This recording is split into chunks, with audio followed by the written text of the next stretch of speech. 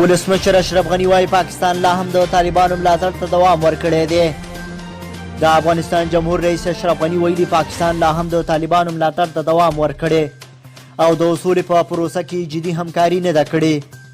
ارګ ماړی دا خبر پرون ماښام د ولسمشر غني په حواله په ټویټر باندې خپور کړی او زیاته کړې دا چې کو طالبان د پاکستان ملاتړ ونه لري دوام نشي کولی. د بیان له مخې ښاغلي غني په ارګ کې د افغانستان او پاکستان لپاره د چین د ځانګړي استازي ډینګ شوجون سره په کتنه کې دا خبرې کړي. غني د کابل تر خونړي برید یوه ورځ وروسته چې پکې نږدې 2500 کسانو ته مجروب واوښته په دې لیدنه کې ټینګار کړی چې کو طالبان بریدونو ته دوام ورکړي د سولې لاره به لا پسې وړه کړي. د ارګ د بیان له مخې د چین ځانګړي استازي ښاغلي شیجون ویلي چې هیواد یې هیلهمند دی چې طالبان له افغان حکومت سره خبرې پیل او وربند وکړي. پاکستان تازه د ولسمشر غني د دغه نیوکو په ځواب څه نه دي ویلي، خو مخکې یې ویلي و چې د افغان سولې لپاره د اسانچارۍ په توګه جدي رول ادا کولی شي.